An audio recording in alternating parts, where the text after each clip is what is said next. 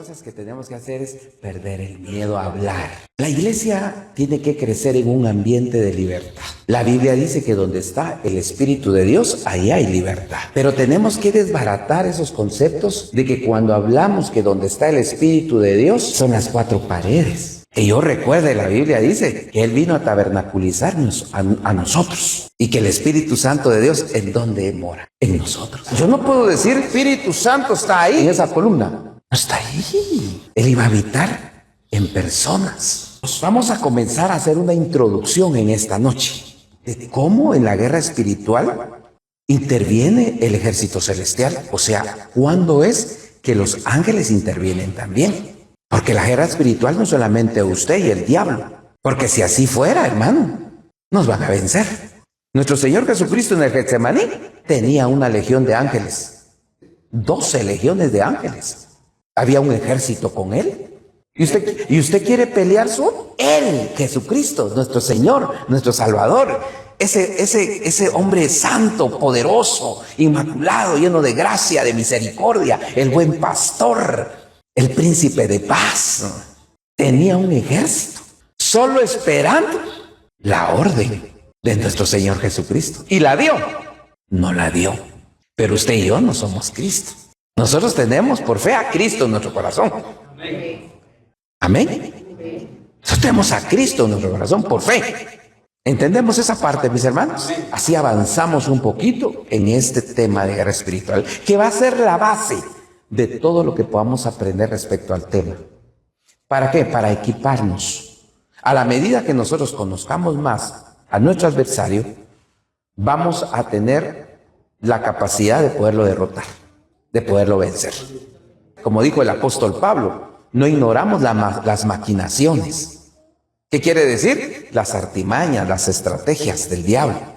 Número uno, algo que nosotros debemos de aprender, todo lo físico, todo lo material, óiganme bien, muchas veces, no dije todas las veces, es influenciado por lo que sucede en lo espiritual.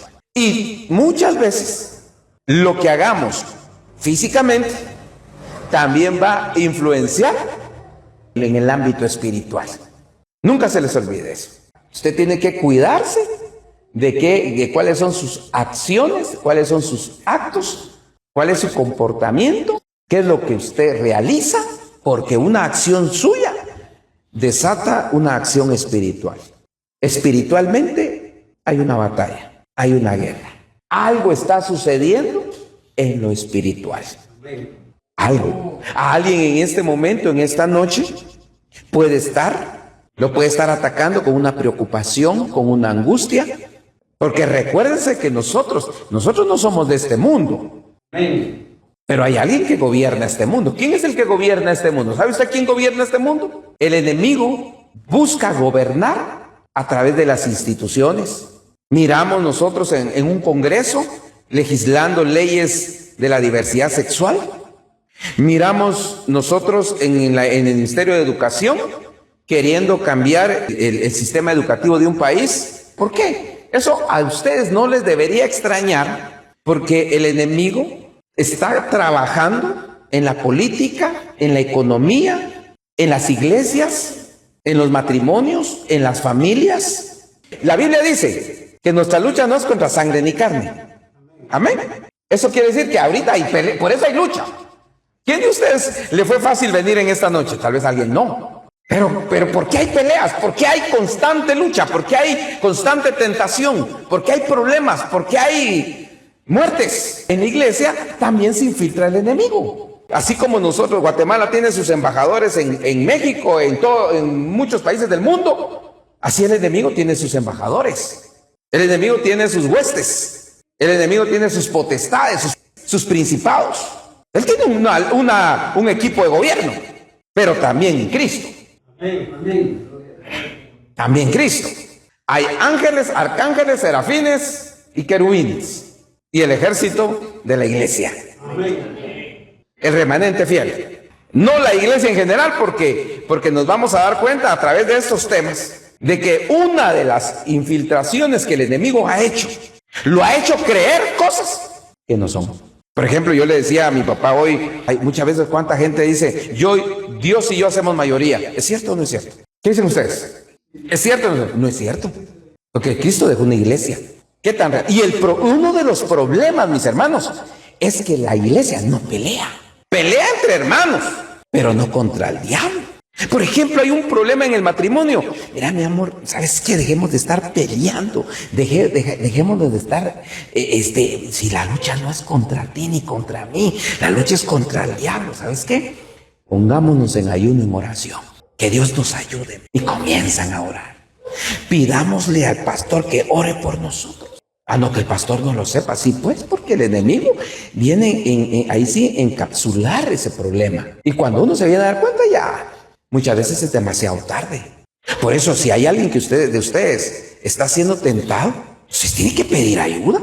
Usted tiene que pedir ayuda. Usted no puede decir, no, hombre, es que ¿qué van a decir? De veras, prefiera que no tenga privilegio a seguir igual. Porque después la vergüenza va a ser más grande. Nuestro Señor Jesucristo se apartaba a orar porque necesitaba del Padre. Nosotros no solamente necesitamos del Padre, necesitamos del Hijo, del Espíritu Santo, del Padre Celestial, necesitamos de esa poderosa mano de Dios. En este mismo momento, hermanos, hay gente que está matando a otras personas, que le está robando a otras personas. Hay gente que en este momento está fornicando, está adulterando. En este mismo momento hay centros de brujería. Hay un aparato que se está dando en este mismo momento y que va en contra de la iglesia, que va en contra de Cristo. Por ejemplo, es que cuando hablamos de guerra espiritual, no es solamente echar fuera demonios. No es eso, no solamente es eso la guerra espiritual. ¿Ustedes saben qué significa Belcebú? Belcebú significa el príncipe de las moscas. Muchas veces nosotros caemos solamente en espantar moscas, sino uno tendría que ver por qué las moscas están ahí, qué es lo que atrae a las moscas. Por eso se entra en juego la administración, porque hay algo que no ministré, hay algo que no destruí en mi vida y que las atrae. Y por más que estemos ahí echando fuera, que estamos espantando moscas, pero no estamos llegando a la profundidad de las cosas. Mientras ustedes no ataquen al hombre fuerte, no van a poder saquear, no vamos a poder. Hombres fuertes, ¿qué sería el hombre fuerte? El diablo. Si el diablo no es omnisciente, el orgullo, el adulterio, la fornicación, la masturbación, la pornografía, la deslealtad, la ira, la contienda, las disensiones, son hombres fuertes. La haraganería, la pereza, la religiosidad. Entonces nosotros tenemos que levantarnos para atar al hombre fuerte, para reprender al enemigo, para poder nosotros causar una influencia en el ámbito espiritual. Muy bien. Entonces, como le digo, el problema está que la iglesia no pelea. La iglesia tiene que aprender a pelear.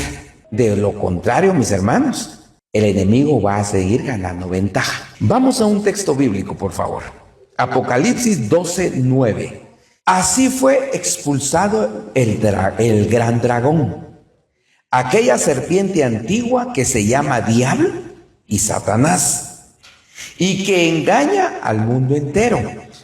Junto con sus ángeles fue arrojado a la tierra. Pueden sentarse, mis hermanos. Una de las cosas, mis hermanos, que ya debemos de tomar en cuenta, que una de las armas del enemigo es el engaño. ¿Cuál es el problema? Uno de los problemas de que un ser humano sea engañado es, una vez crea en una mentira del diablo, la va a defender. A capa y espada, la va a defender. Ese es el problema. Entonces dice la Biblia, así fue expulsado el gran dragón, aquella serpiente antigua que se llama Diablo y Satanás, y que engaña, ¿qué dice? Al mundo entero. El enemigo dice que engaña al mundo entero. Ahora usted me dirá, hermano pastor, yo no soy del mundo. Y es correcto, usted ya no es del mundo, sí. ¿Es del mundo o ya no es del mundo? Ok, pero mire Mateo 24:24. Como dijo Jesús, porque falsos cristos y falsos profetas se levantarán y harán grandes señales y prodigios para engañar. Ahora mire la manera como va a engañar al cristiano. Porque falsos cristos, falsos profetas se van a levantar Y harán, ¿qué dice? Grandes señales y prodigios para engañar. Si es posible. ¿A quiénes, hermanos? Aún a los escogidos. Esa es la tarea del diablo en este último tiempo. Engañar. Esos falsos cristos, esos falsos profetas van a engañar con señales y prodigios. Si es posible, aún a los escogidos. Estamos viviendo en un tiempo de apostasía. Los que un día estuvieron con nosotros, ahora ya no están. Y están en el mundo. Pero el enemigo los engañó. Entonces, como digo, qué bueno que el enemigo anda engañando al mundo entero. Y como yo no soy del mundo, y ese es el engaño. Nosotros tenemos que responder al llamado de Dios para enlistarnos y provocarle derrotas al enemigo. A eso el Señor nos ha levantado. A eso, a guerrear, a pelear la buena batalla de la fe. Por eso les digo, hay que tener cuidado porque el enemigo va a intentar engañarlo a usted y me va a intentar engañar a mí. Por eso Pablo les dice a los Gálatas, pero si corrías bien, hombre. Qué triste cuando uno se entera de un hermano que corría bien y que si cuando uno se viene a dar cuenta está pero chanfleado. Por eso es que tenemos que estar alertas nosotros en el nombre de Jesús. Ahora, ¿por qué es importante entender la guerra espiritual? Y yo con este texto voy a terminar esta noche. Voy a leer en la Nueva Traducción Viviente. Mateo 24, del 8 al 12 vamos a leer. Pero miren pues, una de las cosas, hermanos, que debemos de entender nosotros es la obediencia. ¿Oyeron? Si yo les digo, un versículo leemos, solo leemos uno. Usted tiene que entender, miren mis hermanos, yo lo tuve que aprender. La bendición de un padre hacia un hijo está en el amor o en la obediencia. Porque yo puedo amar mucho a un hijo y le digo, mi hijo, te amo, anda a estudiar, te pago la universidad, anda a estudiar.